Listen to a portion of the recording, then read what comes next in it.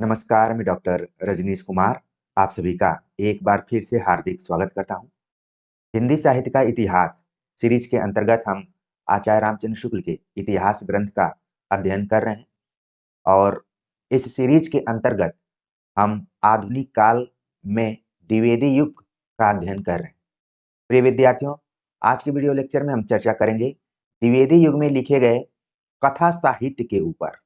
जब यहाँ पर कथा साहित्य शब्द का प्रयोग किया जा रहा है तो आपके दिमाग में उपन्यास और कहानी दोनों विधाएं आनी चाहिए।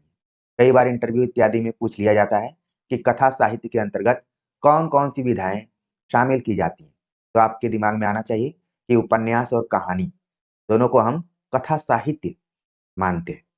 तो आज का वीडियो लेक्चर आगामी UP TGT PGT UGC net assistant professor exam और सीईटी पीजी एंट्रेंस एग्जाम के दृष्टिकोण से महत्वपूर्ण है। प्रिय विद्यार्थियों, हम सब चर्चा करते करते पहुंच गए टॉपिक नंबर 68 के ऊपर, यानी 68 के ऊपर। तो धीरे धीरे हम शतक के करीब भी पहुंच सकते हैं अगर यही नियमितता जारी रही और कंटिन्यूटी जारी रही। मुझे पूरी उम्मीद है कि जितने भी विद्यार्थी यहाँ पर जुड़े हुए हैं वो अपने हैंड राइटिंग में नोट्स बना रहे होंगे और हिंदी साहित्य का इतिहास आचार्य रामचंद्र शुक्ल का उनको अब इतिहास नहीं लग रहा होगा बल्कि उपन्यास और कहानी की पुस्तक लगने लगा होगा। तो इसी उम्मीद के साथ मैं जुड़ा हूँ। आज का लेक्चर बड़ा ही इंटरेस्टिंग है और यहाँ से आप देखेंगे परीक्षाओं में खूब सवाल पूछे जाते हैं, चाहे उपन्यासों से रिलेटेड हो चाहे कहानियों से रिलेटेड हो। तो चलते हैं, हम विस्तार से बात करते हैं कि आचार्य रामचंद्र शुक्ल ने द्विवेदी युगीन उपन्यासों और कहानियों का मूल्यांकन कैसे किया। ये वो दौर है जब हिंदी कहानी को, किस कहानी को पहली कहानी माना जाए, वो भी विवाद चल रहा था। तो पूरा हम रोचकता के साथ इसको देखेंगे और आप समझें। आचार्य रामचंद्र शुक्ल लिखते हैं कि उपन्यास अनुदित, ठीक वैसे ही जैसे हम नाटकों के संदर्भ में देखें कि अनुदित नाटक और मौलिक नाटक दोनों तरीके के नाटक द्विवेदी युग में लिखे जा रहे थे। हालांकि इसकी शुरुआत भारतेंदु युग से ही हो गई थी। उसी पैटर्न पर आप देख रहे हैं कि कई उपन्यासों का अनुवाद भी किया गया। आचार्य रामचंद्र शुक्ल लिखते हैं, इस द्वितीय उत्थान में आलस्य का जैसा त्याग उपन्यासकारों में देखा गया वैसा और किसी वर्ग के हिंदी लेखकों में नहीं। अनुवाद भी खूब हुए और मौलिक उपन्यास भी कुछ दिनों तक धड़ाधड़ निकले। किस प्रकार के, यह आगे प्रकट किया जाएगा। पहले अनुवादों की बात खत्म कर देनी चाहिए। तो भाषा शैली यहाँ पर देखिए, आचार्य रामचंद्र शुक्ल ने लिखा कि जीवन में अगर कोई सबसे बड़ा बाधक तत्व है तो वो आलस्य है। इसीलिए मैं आप सभी को बोला कि हैंड राइटिंग में अपनी लिखिए। लिखेंगे तो आपके दिमाग में वो आसानी से चीजें बैठती जाएंगी। नहीं तो प्रिय विद्यार्थियों, मुझे कोर्स बेचना होता या फिर आप लोगों को ठगना होता तो मैं भी इधर उधर का कट कॉपी पेस्ट करके अपने नाम से, अब नाम तो आप लोगों के दिमाग में बैठ ही गया है, अगर कुछ भी कहूंगा तो थोड़ा बहुत विश्वास तो आप करेंगे, लेकिन मैं आप सभी को आलसी नहीं बनाना चाहता। आचार्य रामचंद्र शुक्ल ने लिखा कि आलस का जैसा त्याग उपन्यासकारों में देखा गया वैसा और किसी वर्ग के हिंदी लेखकों में नहीं। अनुवाद भी खूब हुए और मौलिक उपन्यास भी धड़ाधड़ निकले। और किस प्रकार के निकले उनके ऊपर बातचीत की जाएगी। सबसे पहले हम अनुदित उपन्यासों की बात करेंगे। आचार्य शुक्ल जी लिखते हैं कि सन 1951 में, संवत 1951 में तक बाबू रामकृष्ण वर्मा उर्दू और अंग्रेजी के भी कुछ अनुवाद कर चुके थे। इसके पहले आपने देखा कि रामकृष्ण वर्मा का नाम नाटकों के अनुवादों में भी आ रहा था। यहाँ पर उन्होंने उर्दू और अंग्रेजी के कुछ अनुवाद हिंदी में किए, जिनका शीर्षक है ठग वृत्तांत माला, पुलिस वृत्तांत माला, अकबर, अमला वृत्तांत माला। ये तमाम उपन्यास हैं जिनका कि उन्होंने अनुवाद किया है। कौन? रामकृष्ण वर्मा ने। मैंने पिछले वीडियो लेक्चर में बताया था कि राम कुमार वर्मा, महादेवी वर्मा, भगवती चरण वर्मा, इन सभी का नाम आपने सुना होगा, लेकिन रामकृष्ण वर्मा का जब भी नाम आएगा हिंदी अनुदित नाटकों का या फिर उपन्यासों का, तो तुरंत आप अपने दिमाग में रख लेंगे कि ये रामकृष्ण वर्मा है, जिन्होंने अनुवाद के क्षेत्र में काफी काम किया हुआ है। मुझे नहीं पता है कि इन पर कितना रिसर्च काम हुआ होगा या फिर पीएचडी हुई होगी, लेकिन इनकी रचनाओं को जरूर ध्यान में रखिए। चमत्कृत कर देने वाले शीर्षक है। ठग वृत्तांत माला, पुलिस वृत्तांत माला, अमला वृत्तांत माला। ये तो वृत्तांत माला करके इन्होंने 3 यहाँ पर उपन्यास लिखे हुए हैं, जो कि उर्दू और अंग्रेजी के अनुवाद है। चित्तौर चातकी का बंग भाषा से अनुवाद उन्होंने संवत 1952 में किया। यह पुस्तक चित्तौर के राजवंश की मर्यादा के विरुद्ध समझी गई और इसके विरोध में यहाँ तक आंदोलन हुआ कि सब कॉपियां गंगा में फेंक दी गई।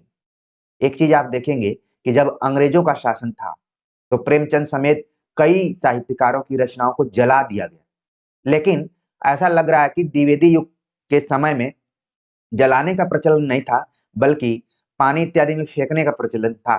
खासतौर से गंगा में फेंक दी गई। इसकी कॉपियां रामकृष्ण वर्मा की जो का उपन्यास था चित्तौर चातकी, यही कहा गया कि ये मर्यादा के विरुद्ध समझी गई। अब सबके लिए मर्यादा अलग अलग ढंग की होती। लेखक अपनी मर्यादा के अनुसार लिखा होगा, लेकिन जो शासक है उसको लगा होगा कि ये हमारे विरोध में है या फिर हमारे अपमान में लिखा गया है।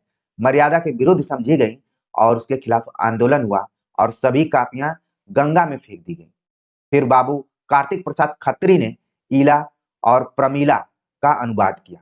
रामकृष्ण वर्मा के बाद आप देख रहे हैं दूसरा नाम यहाँ पर आया हुआ है, जो है कार्तिक प्रसाद खत्री। हालांकि कार्तिक प्रसाद खत्री का जिक्र हम पहले के भी वीडियो लेक्चर में कर चुके हैं। अब उनके उपन्यासकार के रूप में हम देख रहे हैं कि उन्होंने जो उपन्यास लिखा ईला, ये कई बार परीक्षाओं में पूछा जा चुका है। आप इसको पिछले साल के क्वेश्चन पेपर में देखे भी होंगे। ईला 1952 में और प्रमीला 1953 का अनुवाद किया। जया और मधुमालती के अनुवाद 2-1 बरस पीछे निकले। यानी कि आप देख रहे हैं कि कार्तिक प्रसाद खत्री ने लगभग 4 उपन्यासों का अनुवाद किया हुआ है। इसको आप नोट कर सकते हैं। और ऐसा लग रहा है कि जैसे मधुमालती, तो ये आप सूफी काव्य में किसी न किसी कवि की रचना के रूप में पढ़ा होगा, लेकिन यहाँ पर कार्तिक प्रसाद खत्री ने उपन्यास लिखा है मधुमालती, जो कि अनुदित है। लेकिन आप परीक्षाओं के दृष्टिकोण से ध्यान में रख सकते हैं कि ये अनुवाद कार्तिक प्रसाद खत्री ने किया हुआ है। तो ईला, प्रमीला, जया, मधुमालती, इन उपन्यासों को जरूर आप ध्यान में रखिए। आगे बात करते हैं। शुक्ल जी लिखते हैं कि भारतेंदु प्रवर्तित प्रथम उत्थान के अनुवादकों में भारतेंदु काल की हिंदी की विशेषता बनी रही। उपयुक्त तीनों लेखकों की भाषा बहुत ही साधु और संयत रही। यद्यपि उसमें चटपटापन न था, पर हिंदीपन पूरा पूरा था। फारसी अरबी के शब्द बहुत ही कम दिखाई देते थे। साथ ही संस्कृत के शब्द भी ऐसे आए हैं जो हिंदी के परंपरागत रूप में किसी प्रकार का असामंजस्य नहीं उत्पन्न करते। सारांश यह है कि उन्होंने शूरता, चपलता, लघुता, मृदुता ऐसी संस्कृत का सहारा लिया है। शौर्य, चापल्य, लाघव, मौर्य, सहाय, दैर्घ्य और मार्दव ऐसी संस्कृत का नहीं। तो प्रिय विद्यार्थी, यहाँ पर हमें ध्यान रखना है कि लेखकों द्वारा हिंदी भाषा और साहित्य का विकास भी लगातार किया जा रहा था, खासतौर से हिंदी भाषा को लेकर, कि हिंदी में उर्दू के शब्दों को जोड़ा जाए, कि संस्कृत के शब्दों को जोड़ा जाए, कि आम बोलचाल के शब्दों को जोड़ा जाए। आचार्य रामचंद्र शुक्ल लिखते हैं कि इसकी शुरुआत तो भारतेंदु काल और उसके पहले से ही हो चुकी थी, लेकिन भारतेंदु काल में ज्यादा इस पर ध्यान दिया गया और ये विशेषता आगे भी बनी रही द्विवेदी युग में भी। ठीक है, तो फारसी अरबी के शब्द बहुत कम दिखाई देने लगे, संस्कृत के शब्द आए, लेकिन वो परंपरागत रूप में थे, जो कि पाठकों को कठिनाई पैदा नहीं कर रहे थे।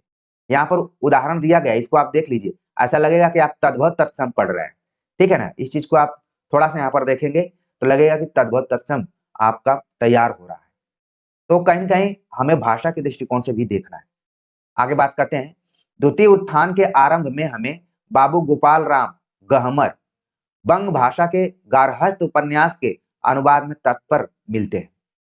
गोपाल राम गहमरी की चर्चा हमने पिछले वीडियो लेक्चर में की हुई थी, उन्हीं का जिक्र फिर से आ रहा है। उनके कुछ उपन्यास तो इस उत्थान यानी संवत 1957 के पूर्व लिखे गए थे, जैसे चतुर चंचला, भानुमति, नए बाबू, और बहुत से इसके आरंभ में, जैसे बड़ा भाई, देवरानी जेठानी, दो बहन, तीन पतोहू, सास पतोहू। तो यहाँ पर आप देख रहे हैं कि गोपाल राम गहमरी के उपन्यासों को आपको जरूर ध्यान में रखना है कि परीक्षाओं में पूछे जाएं कि चतुर चंचला, भानुमति, नए बाबू, बड़ा भाई, देवरानी जेठानी, दो बहन, तीन पतोहू, सास पतोहू, ये सब आ सकते हैं आपको चमत्कृत करने के लिए कि तीन पतोहू, सास पतोहू उपन्यास किसने लिखा हुआ है? तो लगेगा कि ये कैसा प्रश्न पूछ दिया गया है, लेकिन जो भी विद्यार्थी यहाँ पर जुड़े हुए हैं तुरंत बता देंगे कि गोपाल राम गहमरी का है। एक चीज आप देखेंगे कि देवरानी जेठानी की कहानी नाम से उपन्यास आपने देखा होगा। यहाँ पर सिर्फ देवरानी जेठानी नाम से एक उपन्यास लिखा बाबू गोपाल राम गहमरी ने। और इनकी जो भाषा थी, आचार्य रामचंद्र शुक्ल लिखते हैं, भाषा उनकी चटपटी और वक्तापूर्ण है। ये वाक्य आप देख रहे हैं, देखने में छोटा है, लेकिन यहाँ से सवाल पूछा जा सकता है कि आचार्य रामचंद्र शुक्ल का यह कथन किसके संदर्भ में है कि भाषा उनकी चटपटी और वक्रतापूर्ण है। वक्रतापूर्ण मतलब घुमा कर कहने वाली, चक्करदार जिसको कहा जा सकता है, जो सीधे सीधे नहीं बल्कि व्यंजना पूर्ण शब्दावली का प्रयोग किया गया है। तो ये बात कही उन्होंने गोपाल राम गहमरी के संदर्भ में। ये गुण लाने के लिए कहीं कहीं उन्होंने पूर्वी शब्दों और मुहावरों का भी बेधड़क प्रयोग किया। क्योंकि गोपाल राम गहमरी के बारे में हमने पिछले वीडियो लेक्चर में बताया हुआ था कि वो गाजीपुर के थे, तो जाहिर सी बात है कि उनके भाषा शैली में पूर्वी शब्दों का प्रयोग होगा। यूं ही अचानक यहाँ पर यह शब्द नहीं आया हुआ है। हर व्यक्ति अपने क्षेत्र विशेष के प्रभाव से प्रभावित होता है, चाहे वो कितना भी मानक हिंदी भाषा बोले। लेकिन अगर दक्षिण भारत का व्यक्ति हिंदी भाषा बोलेगा तो निश्चित तौर पर उसकी मातृभाषा का प्रभाव रहेगा। मुझे याद आता है कि हमारे साथ बहुत सारे विद्यार्थी तमिलनाडु के पढ़े हुए तमिल भाषा के जानकार रहे। हमने उनसे इतना ही सीखा, ओलक्कम करके, और ढेर सारी चीजें मैं सीख सकता था, लेकिन 6 महीने का ही हम लोगों का एक तरीके से कोर्स था एक साथ पढ़ने वाला। उर्दू भी हमने सीखा 6 महीने तक ही। तो यहाँ पर आप देख रहे हैं कि चाहे वो लेखक हो, चाहे विद्यार्थी हो, चाहे परीक्षार्थी हो, सब अपने क्षेत्र विशेष से प्रभावित होते हैं। गोपाल राम गहमरी भी अपने रचनाओं में पूर्वी शब्दों और मुहावरों का बेधड़क प्रयोग किया करते थे। उनको ये नहीं था कि कोई बोलेगा कि आप में आंचलिकता है। आगे चलकर आप देखेंगे कि फणीश्वर नाथ रेणु ने इसका सबसे ज्यादा लाभ उठाया है। तो धीरे धीरे आपके मन मस्तिष्क में आलोचनात्मक दृष्टि का भी विकास हो रहा होगा। आप सिर्फ प्रतियोगी परीक्षाओं की तैयारी नहीं कर रहे हैं, बल्कि आप अपने अंदर आलोचनात्मक विवेक को भी पैदा कर रहे हैं। तो आचार्य रामचंद्र शुक्ल ने लिखा कि अगर गोपाल राम गहमरी ने चटपटी और वक्रतापूर्ण भाषा का प्रयोग किया है, तो ये गुण लाने के लिए उन्होंने पूर्वी शब्दों और मुहावरों का बेधड़क प्रयोग किया। उनके लिखने का ढंग बहुत ही मनोरंजक है। इस काल के आरंभ में गाजीपुर के मुंशी उदित नारायण लाल के भी कुछ अनुवाद निकले, जिनमें मुख्य दीप निर्वाण नामक ऐतिहासिक उपन्यास है। इसमें पृथ्वीराज के समय का चित्र है। तो यहाँ पर आप एक और देख लीजिए, गाजीपुर से ही जुड़े हुए उदित नारायण लाल। आपने लक्ष्मी नारायण लाल इत्यादि का नाम सुना होगा, लेकिन आप देख रहे हैं कि उदित नारायण लाल ने एक उपन्यास लिखा ऐतिहासिक पृष्ठभूमि पर, जिसका नाम था दीप निर्माण। दीप निर्वाण ये नाम है। आगे लिखते हैं आचार्य रामचंद्र शुक्ल कि इस उत्थान के भीतर बंकिम चंद्र, रमेश चंद्र दत्त, हाराण चंद्र रक्षित, चंडी चरण सेन, शरत बाबू, चारूचंद इत्यादि बंग भाषा के प्राय सब प्रसिद्ध उपन्यासकारों की बहुत सी पुस्तकों के अनुवाद तो हो ही गए। रविंद्र बाबू के भी आंख की किरकिरी आदि कई उपन्यास हिंदी रूप में दिखाई पड़े, जिनके प्रभाव से इस उत्थान के अंत में आविर्भूत होने वाली हिंदी के मौलिक उपन्यासकारों का आदर्श बहुत कुछ ऊंचा हुआ। तो यहाँ पर देख रहे हैं कि शुरुआती दौर में बांग्ला साहित्य का हिंदी साहित्य पर काफी असर हुआ, चाहे वो कविता का हो, चाहे नाटक का हो, चाहे उपन्यास का हो, या फिर कहानी का हो। शुरुआती जो प्रमुख विधाएं हैं उस पर बांग्ला साहित्य और साहित्यकारों का काफी प्रभाव रहा। और आपके लिए जरूरी है कि आंख की किरकिरी जो उपन्यास है ये रविन्द्रनाथ टैगोर का है। इसका भी अनुवाद कई उपन्यासकारों ने किया हुआ है, और इन अनुवादों से धीरे धीरे क्या होने लगा, मौलिक उपन्यासकारों का आदर्श बहुत कुछ ऊंचा हुआ। कई बार हम लोगों से सीखते हैं कि ये रचना कैसे लिखना है। जैसे मैं आप सभी को बता रहा हूं, बहुत सारी चीजें मैं कुछ नई नहीं बता रहा, बस बता रहा हूं कैसे पढ़ना है। इसमें देखा जाए तो मेरी कुछ खास मौलिकता नहीं है, जो कुछ अनुभव है उन्हीं का प्रयोग यहाँ पर किया जा रहा है। पढ़ने के लिए इस किताब को आप 2-3 दिन में भी खत्म कर सकते हैं, लेकिन मैं धीरे धीरे आपके दिमाग में उन बारीकियों को रख रहा हूं, जिससे कि आप और किताबें पढ़ेंगे तो पढ़ने का जो ढंग आपके अंदर विकसित होगा।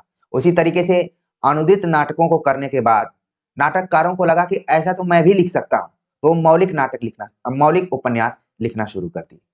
इस अनुवाद विधान में योग देने वालों में पंडित ईश्वरी प्रसाद शर्मा और पंडित रूप नारायण पांडे विशेष उल्लेख योग्य हैं।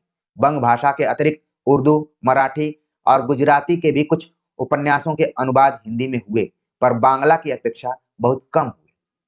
काशी के बाबू गंगा प्रसाद गुप्त ने पूना में हलचल आदि कई उपन्यास उर्दू से अनुवाद करके निकाले। तो अब आपके दिमाग में धीरे-धीरे आएगा कि हम जो प्रेमचंद को पढ़ते हैं, फिर शुरुआत में वो उर्दू में लिखते थे, फिर उर्दू उपन्यासों का अनुवाद उन्होंने हिंदी में किया। तो इसकी एक परंपरा रही है। प्रेमचंद ने अचानक इसको नहीं करना शुरू किया। उनके पहले भी आप देखेंगे कि गंगा प्रसाद गुप्त ने पूना में हलचल, देख रहे हैं कितना बारीकी तथ्य है। सवाल पूछ लिया जाएगा कि पूना में हलचल नाम से उपन्यास किसने लिखा हुआ है? तो आपके दिमाग में आना चाहिए कि बाबू गंगा प्रसाद गुप्त ने लिखा हुआ है। और इन्होंने क्या किया? उर्दू से अनुवाद करके हिंदी में लिखा है। मराठी से अनुदित उपन्यासों में बाबू रामचंद्र वर्मा का छत्रसाल बहुत उत्कृष्ट है। आपने अभी रामकृष्ण वर्मा को देखा, यहाँ पर एक और वर्मा का नाम आता है, रामचंद्र वर्मा, जिन्होंने छत्रसाल नाम का उपन्यास मराठी से हिंदी में अनुवाद किया और बहुत ही उत्कृष्ट तरीके का उपन्यास रहा है। प्रिय विद्यार्थियों, आपके दिमाग में आ गया होगा कि छत्रसाल से रिलेटेड रीतिकाल में एक ग्रंथ लिखा गया था। उसमें छत्रसाल दशक जरूर जोड़ा गया है, लेकिन आपके दिमाग में उस कवि का नाम आ चुका होगा, मुझे बताने की जरूरत नहीं। तो आप देख रहे हैं कि रचनाओं का नामकरण भी परंपरा से ही लिया गया है। छत्रसाल नाम से बाबू रामचंद्र वर्मा ने एक उपन्यास लिखा। अंग्रेजी के 2 ही 4 उपन्यासों के अनुवाद देखने में आए, जैसे रेनॉल्ड्स कृत लैला और लंदन रहस्य। अंग्रेजी के प्रसिद्ध उपन्यास टॉम काका की कुटिया का भी अनुवाद हुआ। तो मान लीजिए एग्जाम में पूछ लिया जाए टॉम काका की कुटिया, तो आप इधर-उधर खोजने लगेंगे कि मैंने कहाँ इसको पढ़ा था। फिर आपको याद आएगा कि है तो हिंदी साहित्य का इतिहास ग्रंथ रामचंद्र शुक्ल में, लेकिन पढ़ा है हमने अनुराग हिंदी एकेडमी पर।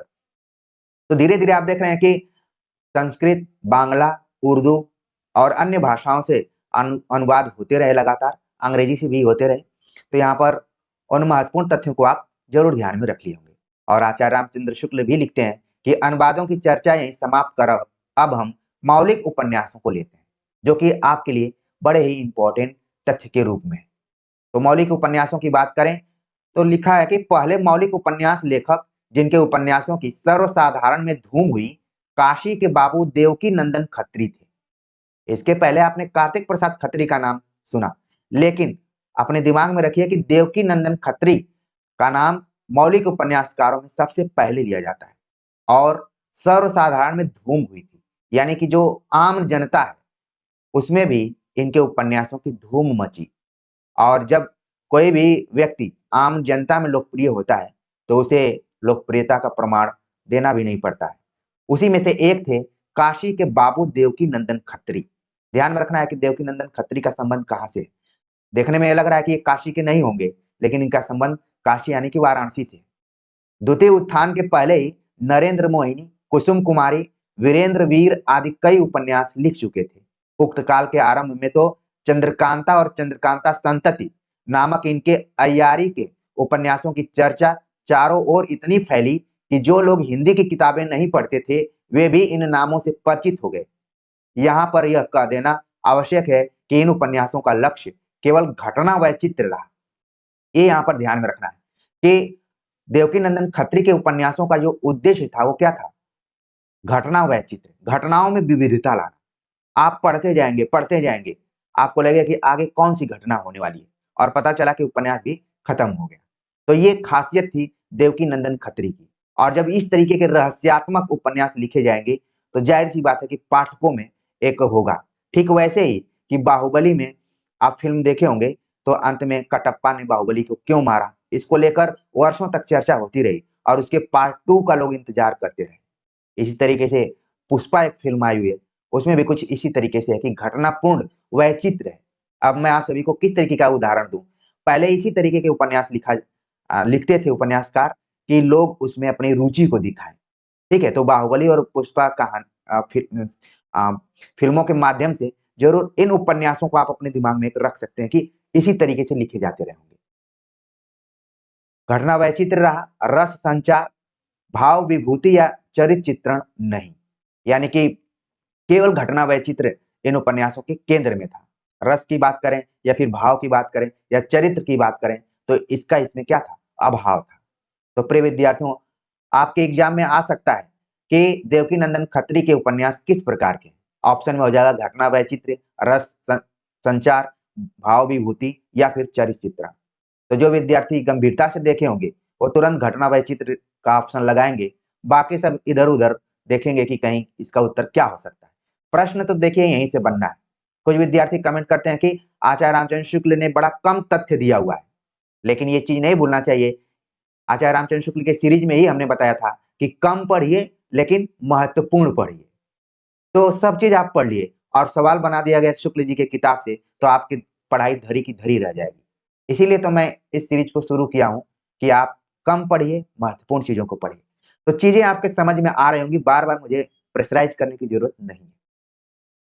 ये वास्तव में घटना प्रधान कथानक या किस्से हैं जिनमें जीवन के विविध पक्षों के चित्रण का कोई प्रयत्न नहीं है, इससे ये साहित्य कोटि में नहीं आते। ये दूसरा तथ्य आप देख रहे हैं कि आचार्य रामचंद्र शुक्ल ने नाथों सिद्धों के बाद यहाँ पर ये शब्दावली प्रयोग किया है कि साहित्य कोटि में नहीं आ सकते क्योंकि इनका जीवन के विविध पक्षों से कोई जुड़ाव नहीं। ऐसा लगता है कि कल्पना की अतिशयता है, ठीक है, यानी केवल लेखक की एक कल्पना है, उसका जीवन से कोई जुड़ाव नहीं। पर हिंदी साहित्य के इतिहास में बाबू देवकीनंदन का स्मरण इस बात के लिए सदा बना रहेगा कि जितने पाठक उन्होंने उत्पन्न किए उतने और किसी ग्रंथकार ने नहीं। ये कथन बड़ा ही इंपॉर्टेंट है और आप चहक गए होंगे कि पिछले साल के क्वेश्चन पेपर में हमने इसको देखा है। ये सवाल खूब पूछा जाता है कि किसके उपन्यासों को पढ़ने के लिए लोग हिंदी सीखना शुरू कर दिए थे, तो वो थे बाबू देवकीनंदन खत्री, जिनका संबंध काशी से था। चंद्रकांता पढ़ने के लिए न जाने कितने उर्दू जीवी लोगों ने हिंदी सीखी। अब यहाँ पर आपको एक विशेष तथ्य ध्यान में रखना है कि देवकीनंदन खत्री के किस उपन्यास को पढ़ने के लिए लोगों ने हिंदी सीखा। वो उपन्यास था चंद्रकांता, और चंद्रकांता पर सीरियल भी आया था।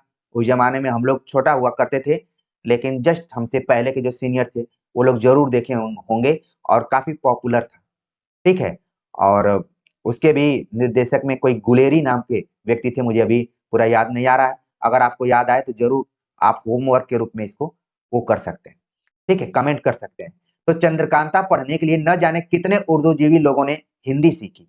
चंद्रकांता पढ़ चुकने पर वे चंद्रकांता की किस्म की कोई किताब ढूंढने में परेशान रहते थे। ये देखिए व्याकुलता कि इस तरीके का और उपन्यास आपको कोई लिख रहा हो तो उसको पढ़ें। तो जाहिर सी बात है कि इससे उपन्यासकार का भी मनोबल बढ़ता है। जैसे बहुत सारे विद्यार्थी अब लिख रहे हैं कि सर आपकी पुराने वीडियोज को मैं देख रहा हूँ, तो मुझे भी अच्छा लग रहा है कि जो मैंने काम किया था वो अच्छा है। आप लोगों को लग रहा होगा कि उपन्यास को पढ़ाते पढ़ाते मैं अपने को क्यों जोड़ दे रहा हूँ, क्योंकि मेरे लिए तो मोटिवेशनल हिंदी साहित्य ही है। तो खुद को मोटिवेट कैसे किया जाए, और मेरे मोटिवेशन से जुड़ा हुआ है आपका मोटिवेशन। तो यहाँ पर आप ध्यान में रखिए कि चंद्रकांता पढ़ चुकने के बाद लोगों के दिमाग में रहता था कि चंद्रकांता जैसा उपन्यास और कहीं मिल जाए तो हम उसे पढ़ें। शुरू शुरू में चंद्रकांता और चंद्रकांता संतति पढ़कर न जाने कितने नवयुवक हिंदी के लेखक हो गए। एक तरफ तो लोगों ने हिंदी सीखी, दूसरे तरफ हिंदी में लिखना शुरू कर दिए। अब यहाँ पर बार बार चीज आ रही है कि हिंदी सीखी और हिंदी में लिखना शुरू कर दिए। आपको पृष्ठभूमि याद आनी चाहिए कि जब अंग्रेजों ने फोर्ट विलियम कॉलेज की स्थापना की और यहाँ पर धीरे धीरे शासन करना शुरू किए, तो उनके सामने हिंदी, उर्दू और अंग्रेजी इन तीन भाषाओं का सामना करना पड़ा। और फिर हिंदी उर्दू का कैसे भी विवाद शुरू हो गया और कैसे लोग नौकरी इत्यादि के लिए उर्दू और अंग्रेजी की तरफ झुकने लगे और हिंदी तीसरे नंबर पर रहा करती थी। धीरे धीरे इसका विकास होने लगा और कुछ साहित्यकार हैं जो कि इस विकास में अपना योगदान दिए अपनी रचनाओं के माध्यम से। मैं ये नहीं कहूंगा कि बाबू देवकीनंदन खत्री पहले ऐसे लेखक हैं जिन्होंने कि हिंदी के लिए काम किया। इसके पहले भारतीय हिंदी युग के रचनाकारों का भी हमें ध्यान रखना चाहिए कि उन्होंने काफी काम किया। और कुछ लोग तो आप जानते हैं कि जय राम और प्रणाम की जगह पर जय नागरी की बोला करते थे, तो उनको योगदानों को हम कैसे भूल सकते हैं। तो कुल मिलाकर आप देख रहे हैं कि अब पृष्ठभूमि ऐसी बनी कि हिंदी की तरफ लोगों का झुकाव होने लगा था। चंद्रकांता पढ़कर वे हिंदी की और प्रकार की साहित्यिक पुस्तकें भी पढ़ चले और अभ्यास हो जाने पर कुछ लिखने लगे। ज़ाहिर-सी बात है कि किसी भी भाषा के प्रति आपका आत्मीय लगाव होगा, तो आपका रुझान उसके तरफ बढ़ता जाएगा। आप उसमें रिसर्च करना शुरू कर देंगे। आप खुद चाहेंगे कि मैं वैसा बन जाऊँ। तो ज़ाहिर-सी बात है कि हर एक चीज़ में आपको आत्मीय लगाव रखना है, चाहे वो आपका सिलेबस हो, चाहे आपकी तैयारी हो, चाहे आपकी परीक्षा हो, चाहे आपको पढ़ाने वाला शिक्षक हो। अगर आत्मीय लगाव रखेंगे, तभी आप उसके बारे में ज़्यादा जानने की कोशिश करेंगे और आपको उसकी बातें भी समझ में आएँगी। तो जो चंद्रकांता उपन्यास है, काफ़ी लोगों को प्रभावित किया है। तो आपको भी प्रभावित किया होगा। मुझे याद आता है कि जब मैं जेएनयू का विद्यार्थी था, तो एक बार लाइब्रेरी में मैं गया, क्योंकि यही सारी चीज़ें मैंने भी पढ़ा, तो मुझे लगा कि एक बार चंद्रकांता को देखना चाहिए। तो पढ़ा और उसमें वही घटना वैचित्र चीज़ें ज़्यादातर दिखाई पड़ी। और चंद्रकांता संतति तो आप जानते हैं कि बहुत सारे भागों में बँटा हुआ है, 14-15 भागों में बँटा हुआ है। आगे बात करें तो शुक्ल जी लिखते हैं कि बाबू देवकीनंदन के प्रभाव से तिलिस्म और अय्यारी के उपन्यासों की हिंदी में बहुत दिनों तक भरमार रही और शायद अभी तक यह शौक बिल्कुल ठंडा नहीं हुआ है।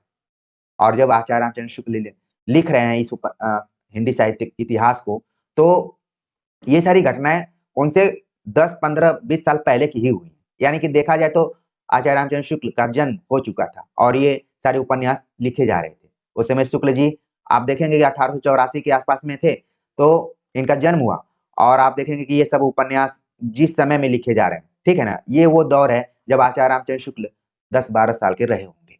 तो ऐसे भी जोड़कर आप देख सकते हैं। तो उन्होंने लिखा कि तिलस्म और अय्यारी के उपन्यासों की हिंदी में बहुत दिनों तक भरमार रही और प्रभाव उसके ऊपर रहा देवकीनंदन खत्री का। और ऐसा लग रहा है कि जब वो इतिहास ग्रंथ लिख रहे हैं, तब भी इस तरीके के उपन्यास लोग लिख ही रहे थे। बाबू देवकीनंदन के तिलस्मी रास्ते पर चलने वालों में बाबू हरिकृष्ण जौहर विशेष उल्लेख योग्य हैं। तो आप ध्यान में रखिए, हरिकृष्ण जौहर के उपन्यासों को भी आप ध्यान में रख सकते हैं कि पूछा जा सकता है। बाबू देवकीनंदन के संबंध में इतना और कह देना ज़रूरी है कि इन्होंने ऐसी भाषा का व्यवहार किया, जिससे थोड़ी हिंदी और थोड़ी उर्दू पढ़े लोग भी समझ लें। यानी कि बीच का रास्ता निकाला और कहा जाता है कि बीच का रास्ता ही सही रास्ता होता है, कि कुछ आप मेहनत करिए, कुछ आपका टीचर मेहनत करे, बीच का रास्ता। ये नहीं कि टीचर बोले कि आपको मेहनत करने की ज़रूरत ही नहीं है, मेरा कोर्स खरीद लीजिए, मेरा नोट्स खरीद लीजिए, मेरा टेस्ट सीरीज़ जॉइन कर लीजिए, मैं ही सब आपको दे दूँगा। तो समझ जाइए कि वहाँ पर बात गड़बड़ होने वाली है। प्रिय विद्यार्थियों, बीच का रास्ता निकालना पड़ेगा और हिंदी भाषा का अगर विकास लोगों ने किया, तो उन्होंने बीच का रास्ता निकाला कि ऐसी हिंदी का प्रयोग किया जाए जो कि आम बोलचाल की हिंदी हो। तभी तो पाठकों के बीच में लोकप्रिय हुआ। यही काम किया बाबू देवकीनंदन खत्री ने। कुछ लोगों का यह समझना कि उन्होंने राजा शिव प्रसाद वाली उस पिछली आम-फाम भाषा का बिल्कुल अनुसरण किया, जो एकदम उर्दू की ओर झुकी हुई थी, ठीक नहीं है। ज़ाहिर-सी बात है कि ये तथ्य आना ही था कि राजा शिव प्रसाद सितारे हिंद, जिनका ये मानना था कि हिंदी का विकास तो हो, लेकिन उसमें आम-फाम शब्द का प्रयोग हो, जो आम जनता बोलती है, उसका प्रयोग हो, न कि कठिन प्रयोग इसमें कर दिया जाए, एकदम से संस्कृत के शब्दों को उठाकर रख दिया जाए। इस विवाद को आपने पढ़ा भी होगा, राजा शिव प्रसाद सितारे हिंद और राजा लक्ष्मण सिंह, इन दोनों ने हिंदी-उर्दू विवाद के समय में अपने-अपने मंतव्य दिए थे। राजा लक्ष्मण ने कहा था कि हिंदी और उर्दू न्यारी-न्यारी बोलियाँ हैं या फिर भाषाएँ। ये सारे कथन आपको याद आ गए होंगे। लेकिन शुक्ल जी का ये कहना है कि अगर हम देवकीनंदन खत्री की भाषा शैली को ध्यान में रखें कि उन्होंने शिव प्रसाद सितारे हिंद की नकल की है, तो शायद ये ठीक नहीं होगा। उनका भी अपना सोचना रहा होगा। कहना चाहें तो यूँ कह सकते हैं कि इन्होंने साहित्यिक हिंदी न लिखकर हिंदुस्तानी लिखी, जो केवल इसी प्रकार की हल्की रचनाओं में काम दे सकती है।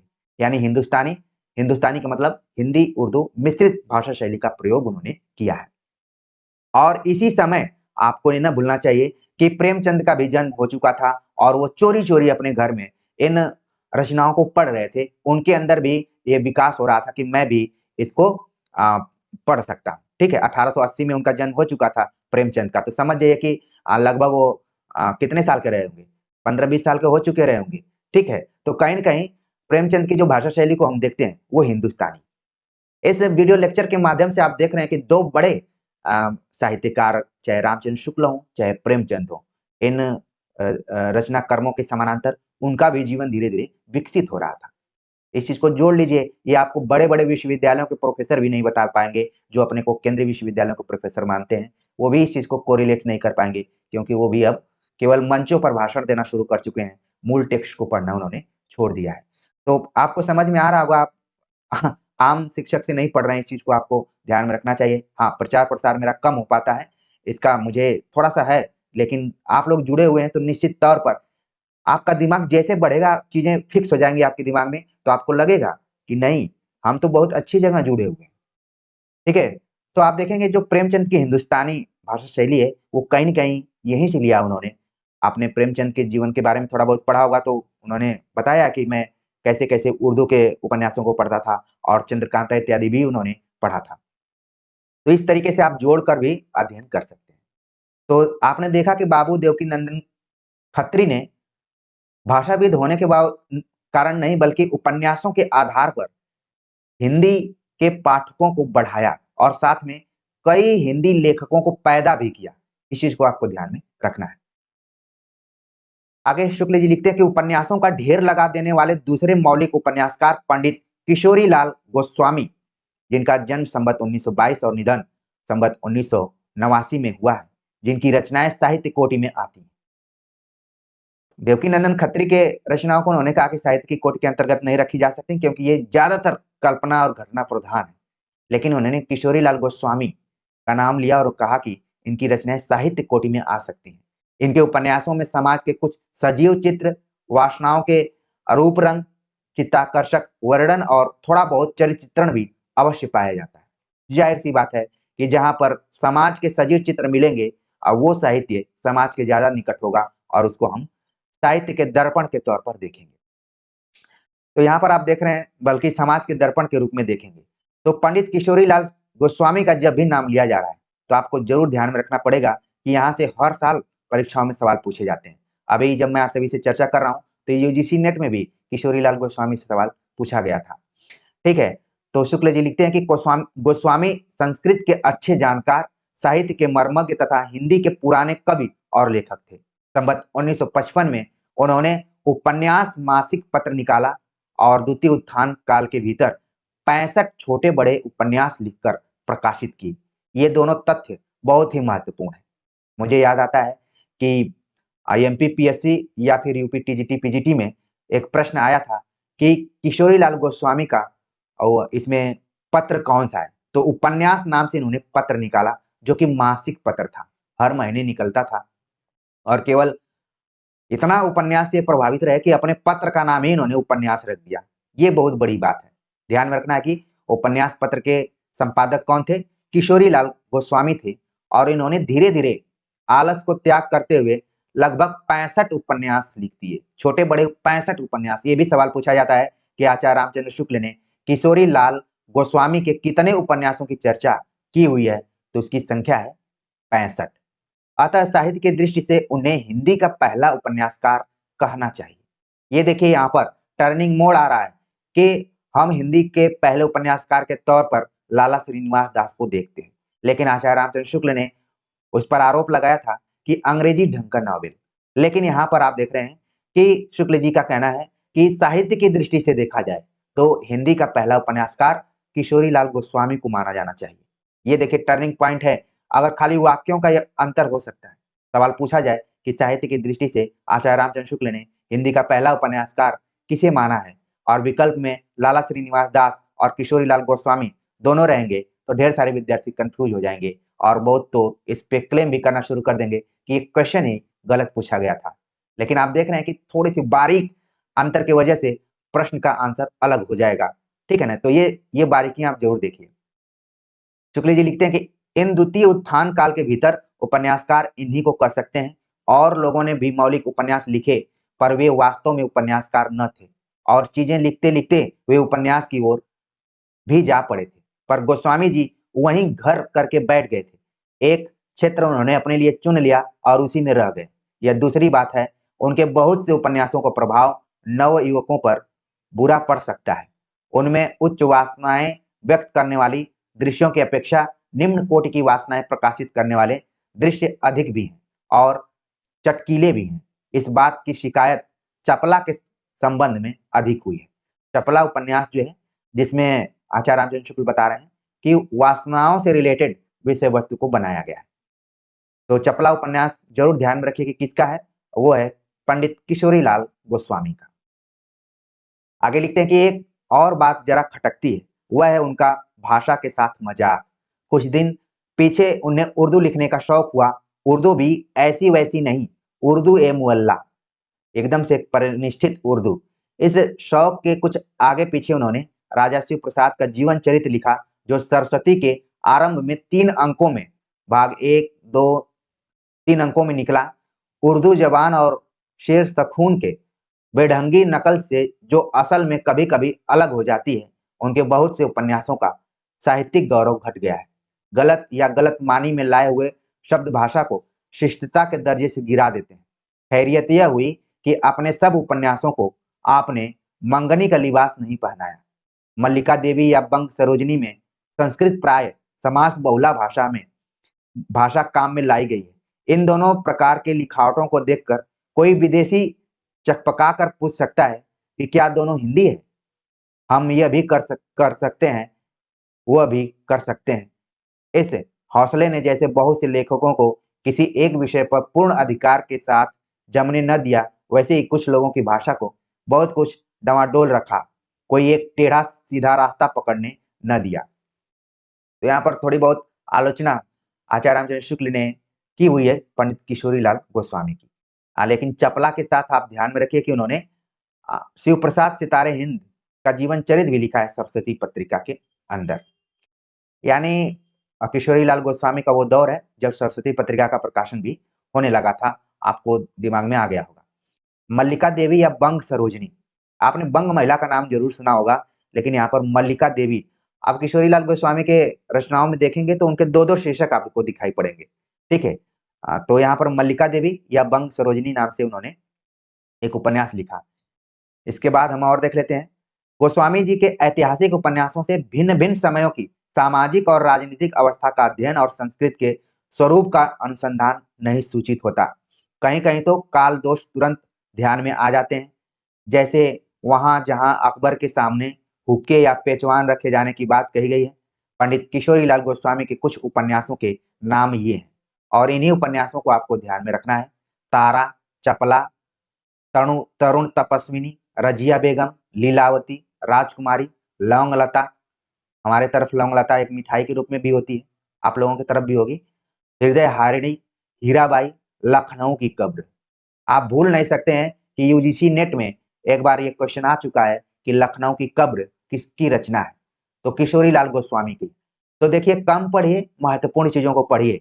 यहाँ पर इन उपन्यासों को जरूर ध्यान में रखिए, कभी ये उपन्यास मिस न हो, ठीक है। आगे बात करते हैं।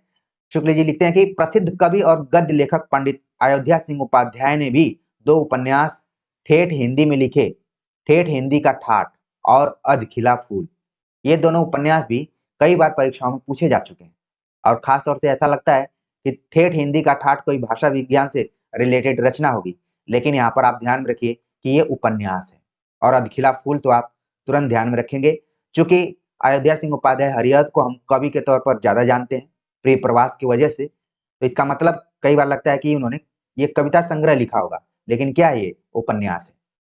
पर ये दोनों पुस्तकें भाषा के नमूने की दृष्टि से लिखी गई हैं, औपन्यासिक कौशल की दृष्टि से नहीं लिखी गई। तो देखिए, यहाँ पर जैसा कि संदेह व्यक्त किया जा रहा था, वो संदेह कुछ-कुछ सही भी है कि ठेठ हिंदी का ठाठ ये साहित्यिक या औपन्यासिक, जो उपन्यास के तत्व होते हैं कि कथानक हो, चरित्र चित्रण हो, संवाद हो, ठीक है, देश काल वातावरण हो, ये सारी चीजें हो, उस हिसाब से नहीं लिखा गया, बस केवल भाषा शैली के दृष्टिकोण से लिखा गया। उनकी सबसे पहले लिखी पुस्तक बेनिस का बांका में जैसे भाषा संस्कृतपन की सीमा पर पहुंची हुई थी, वैसे ही इन दोनों में ठेठपन की हद दिखाई देती है।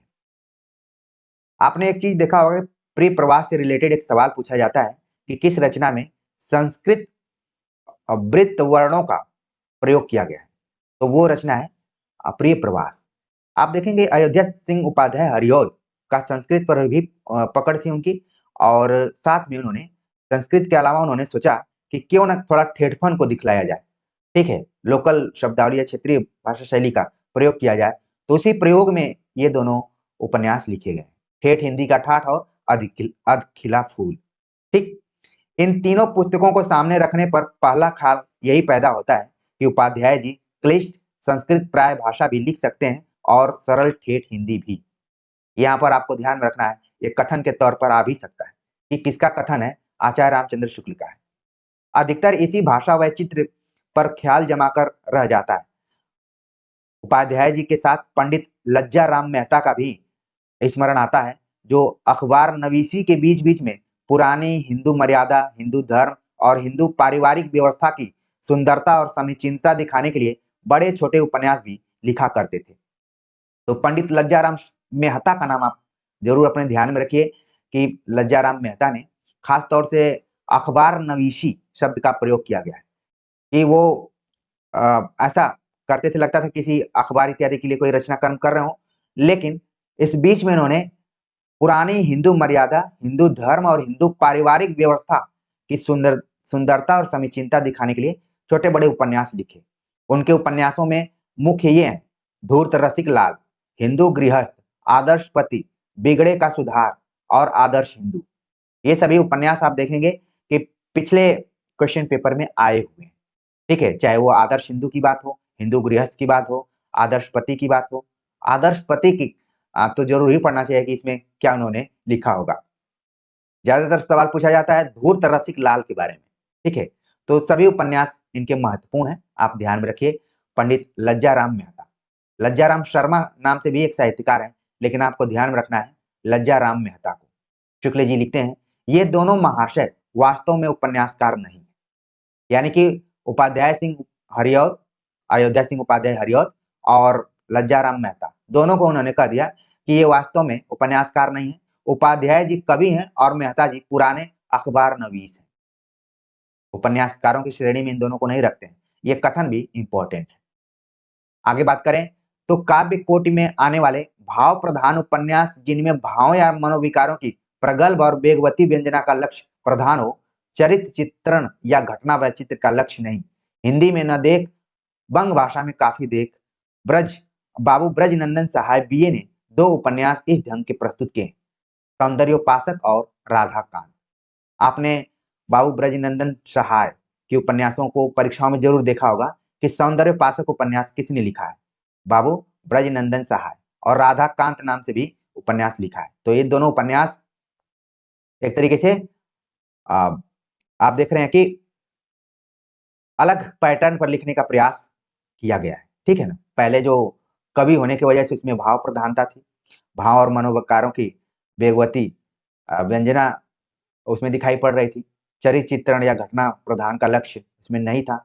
हिंदी में ये सब सारी चीजें नहीं दिखाई पड़ी, तो बंग भाषा में काफी दिखाई दे रही थी, जिसका प्रभाव ब्रजनंदन सहाय के ऊपर पड़ता है और उन्होंने लिखा सौंदर्योपासक और राधा कांत। ये दोनों उपन्यास आप जरूर अपने दिमाग में रखिए। तो प्रिय विद्यार्थियों, हमने द्विवेदी युग में लिखे गए मौलिक और अनुदित उपन्यासों की चर्चा की और जो महत्वपूर्ण उपन्यासकार थे उनके ऊपर भी बात की, जिसमें कि आपको बाबू देवकीनंदन खत्री को जरूर ध्यान में रखना है। उन्होंने सिर्फ उपन्यास नहीं लिखा, बल्कि हिंदी भाषा और पाठकों का विकास किया, लोगों को जोड़ा, और जोड़ना भी बहुत बड़ी बात होती है। अब हम बात करते हैं कि इसी काल में द्विवेदी युग में ही कहानियां लिखी गई और आचार्य रामचंद्र शुक्ल ने उन कहानियों का मूल्यांकन कैसे किया है। और इस वीडियो लेक्चर में हम जान पाएंगे कि हिंदी की पहली कहानी को लेकर जो विवाद हुआ, उस विवाद का भी मूल्यांकन आचार्य रामचंद्र शुक्ल ने इस तरीके से किया है। मजेदार बात यह है कि इस विवाद में उन्होंने अपनी भी एक कहानी को शामिल किया हुआ है। तो चलते हैं, इसको भी देख लेते हैं। आचार्य रामचंद्र शुक्ल लिखते हैं, शीर्षक दिया उन्होंने छोटी कहानियां। यानी कि कहानियों का जो स्ट्रक्चर उस जमाने में हुआ करता था, आजकल तो पता ही नहीं चलता है कि ये कहानी है कि उपन्यास है। बाद में बोल दिया जाता है कि लंबी कविता की तर्ज पर ये लंबी कहानी। कई बार सवाल आ जाते हैं कि मोहनदास नाम की जो रचना है उपन्यास है कि कहानी। मैं आधुनिक काल की बात कर रहा हूं, एकदम से लेटेस्ट। लेकिन आचार्य रामचंद्र शुक्ल ने छोटी कहानियां नाम से शीर्षक लिखा, और जो कथन है उसको आपको जरूर ध्यान में रखना है, परीक्षाओं के लिए महत्वपूर्ण हो सकता है। जिस प्रकार गीत गाना और सुनना मनुष्य के स्वभाव के अंतर्गत है, उसी प्रकार कथा कहानी कहना और सुनना भी। ये कथन है आचार्य रामचंद्र शुक्ल का कि जैसे मनुष्य गीत को गाता है और एक मनुष्य गाता है और दूसरा मनुष्य उसको सुनता है, उसी तरीके से एक मनुष्य कोई कहानी को रचता है, कथा कहता है, और दूसरा मनुष्य उसको सुनता है। अब ये प्रचलन कम हो गया है। अब तो ऑडियो कैसेट्स आ गए हैं कि ये ऐप डाउनलोड करिए और कहानी सुनिए। पहले ज़माने में ऑडियो कैसेट जब नहीं हुआ करता था, तो हमारी दादी-नानी और जिनके पास भी कहानी कहने की शैलियाँ हुआ करती थीं, वो कहानियाँ सुनाती थीं। आप भी अभी उसी पीढ़ी में हैं जो जब आप किसी के मुख के माध्यम से, मुँह से कहानियाँ सुनी होंगी। ऑडियो कैसेट की ज़रूरत नहीं पड़ी होगी, लेकिन जो अब नई पीढ़ी आ रही है, शायद अब वो ऑडियो कैसेट से ही कहानियाँ सुनेंगी या फिर समझेंगी। तो आचार्य रामचंद्र शुक्ल कहीं न कहीं अपने उन संस्कारों को ध्यान में रखते हुए, अनुभवों का प्रयोग करते हुए लिखते हैं कि जिस प्रकार गीत गाना और सुनना मनुष्य के स्वभाव के अंतर्गत है, उसी प्रकार कथा, कहानी कहना और सुनना भी। गीत गाना एक आप देखेंगे कि प्रतिभा है। हर व्यक्ति गीत नहीं गाता है, लेकिन सुनने की कोशिश लोग करते हैं। उसी तरीके से सभी लोग कहानी नहीं कह सकते या फिर कथा नहीं बता पाते। कुछ लोगों के पास वो शैलियाँ होती हैं, जो कि बड़ा ही रोचक ढंग से सुनाते हैं। कहानियों का चलन सभ्य, असभ्य सब जातियों में चला आ रहा है। सब जगह उसका समावेश शिष्ट साहित्य के भीतर भी हुआ है। घटना प्रधान और मार्मिक उनके ये 2 स्थूल भेद भी बहुत पुराने हैं, कि कहानी या तो घटना प्रधान होगी या मार्मिक होगी। मुझे याद आता है कि जब हमारी दादी या फिर बड़ी मम्मी इत्यादि कहानियाँ सुनाया करती थीं, तो बीच-बीच में वो बहुत मार्मिक प्रसंगों को ला देती थीं, गीतों के माध्यम से। और हम सभी मुझे नहीं पता था कि उस ज़माने में मैं हिंदी साहित्य का एक सहायक प्रोफ़ेसर बनूँगा और आप लोग विद्वान भी कह सकते हैं, वो बनूँगा, मुझे बिल्कुल इसका आभास नहीं था। लेकिन मैं सुनता था, तो दृश्य सामने आते थे। आप लोगों के सामने भी आए होंगे और वो कहानियाँ कहते-कहते वो लोग भी खुद रोने लगते थे इस तरीके से। तो घटना प्रधान और मार्मिक यही 2 भेद क कहानियों के शुरू-शुरू में किए गए थे और कई कहानियाँ इनके मिश्रण के तौर पर भी। घटना प्रधान, मार्मिक या फिर घटना प्रधान और मार्मिक 3 तरीके के एक तरीके से बोला जा सकता है, लेकिन 2 बड़े भेद इनके किए जा सकते हैं, जिसका कि उल्लेख यहाँ पर हो गया। बृहत कथा, बैताल पचीसी, सिंहासन बत्तीसी इत्यादि घटना चक्र में रमाने वाली कथाओं की पुरानी पोथियाँ हैं। कादम्बरी, माधवानल, कामकंदला, आपने इनको आप सूफी ग्रंथों में भी पढ़े होंगे, ठीक है? शीत बसंत इत्यादि वृत्त वैचित्र्यपूर्ण होते हुए भी कथा के मार्मिक स्थलों में रमाने वाले भाव प्रधान आख्यान हैं।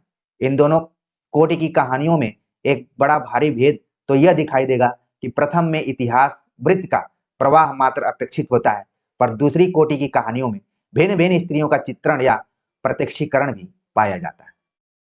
आधुनिक ढंग के उपन्यासों और कहानियों के स्वरूप का विकास इसी भेद के आधार पर क्रमशः हुआ है।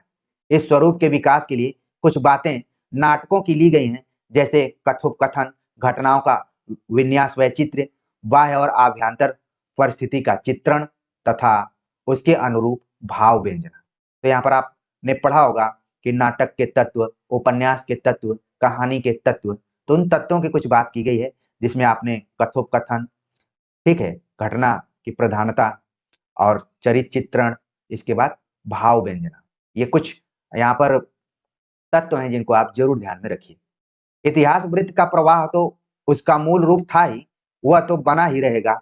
उनमें अंतर इतना ही पड़ा कि पुराने ढंग की कथा कहानियों में कथा का प्रवाह अखंड गति से एक ओर चलता था, जिसमें घटनाएँ पूर्वापर क्रम में जुड़ती सीधी चली जाती थी। तो पहले जब लोग कहानियाँ सुनाते थे, तो लगता था कि ये खत्म ही नहीं होगी।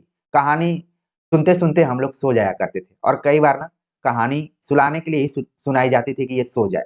मैं बचपन की बात कर रहा हूँ, जब बच्चों को इधर-उधर भुलवाकर सुलाया जाता है। आप लोगों के साथ भी ये घटनाएँ हुई होंगी। पर यूरोप में जो नए ढंग के कथानक नॉवेल के नाम से चले और बंग भाषा में आकर उपन्यास कहलाए, मराठी में वे कादम्बरी कहलाने लगे। प्रिय विद्यार्थियों, ये तथ्य बड़ा ही महत्वपूर्ण है। ये सवाल पूछा जाता है कि नॉवेल किस भाषा का शब्द है? तो बताया कि यूरोप में अंग्रेजी, और उपन्यास जो आज हम कह रहे हैं, ये बंग भाषा से आया हुआ है और उपन्यास को ही मराठी में कादम्बरी कहा जाता है। सवाल पूछा जाता है कि मराठी में उपन्यास को क्या कहा जाता है? तो आपने पढ़ा भी होगा और यहाँ पर आपका रिवाइज़ हो गया कि कादम्बरी कहा जाता है। वे कथा के भीतर की कोई भी परिस्थिति आरंभ में रखकर चल सकते हैं और उसमें घटनाओं की श्रृंखला लगातार सीधी न जाकर इधर-उधर और श्रृंखलाओं से गुम्फित होती चलती है और अंत में जाकर सबका समाहार हो जाता है। घटनाओं के विन्यास की यह वक्रता या वैचित्र्य उपन्यासों और आधुनिक कहानियों की वह प्रत्यक्ष विशेषता है, जो उन्हें पुराने ढंग की कथा कहानियों से अलग करती है। यानी कि आप देखें कि हमारी भारतीय परंपरा में कहानी कहने की शैली अलग थी और यूरोपीय परंपरा में आप देख रहे हैं कहानी कहने की शैली अलग-अलग है। उपरोक्त दृष्टि से यदि हम देखें तो इंशा की रानी केतकी की बड़ी कहानी न आधुनिक उपन्यास के अंतर्गत आएगी, न राजा शिव प्रसाद का राजा भोज का सपना या वीर सिंह का वृत्तांत आधुनिक छोटी कहानी के अंतर्गत।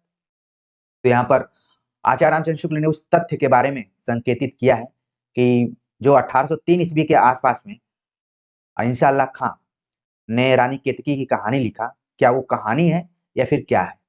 उपन्यास है? इसको लेकर काफ़ी डिबेट होता है।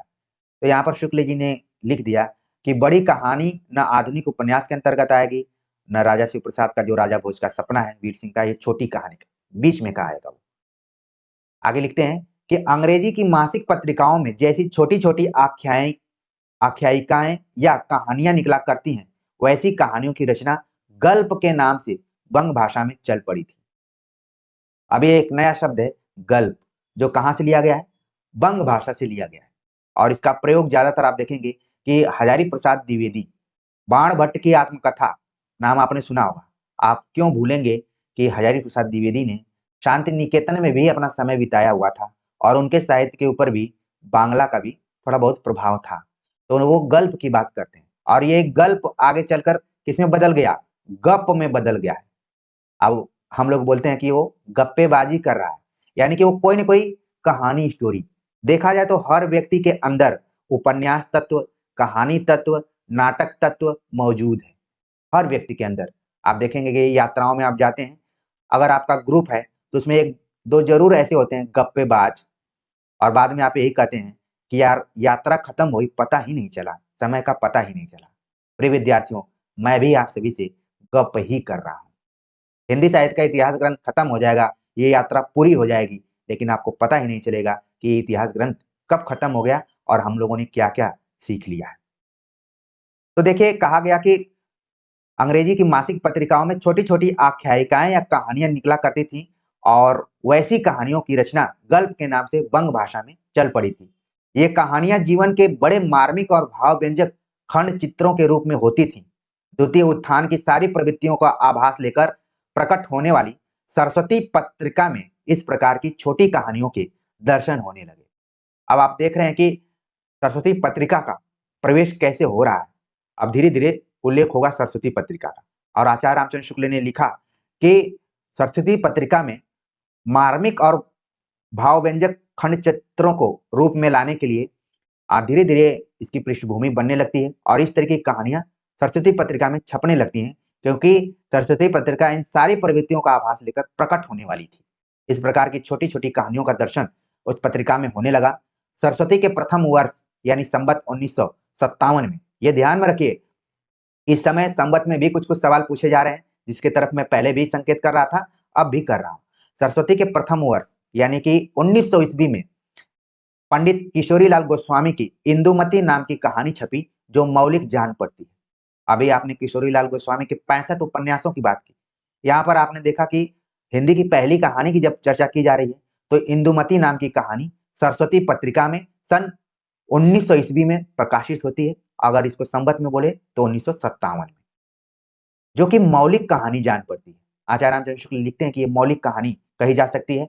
इसके उपरांत तो उसमें कहानियाँ बराबर निकलती रहीं, पर ये अधिकतर बंग भाषा में अनुदित या छाया लेकर लिखी होती थी। बंग भाषा से अनुवाद करने वालों में इंडियन प्रेस के मैनेजर बाबू गिरजा कुमार घोष, जो हिंदी कहानियों में अपना नाम लाला पार्वती नंदन देते थे।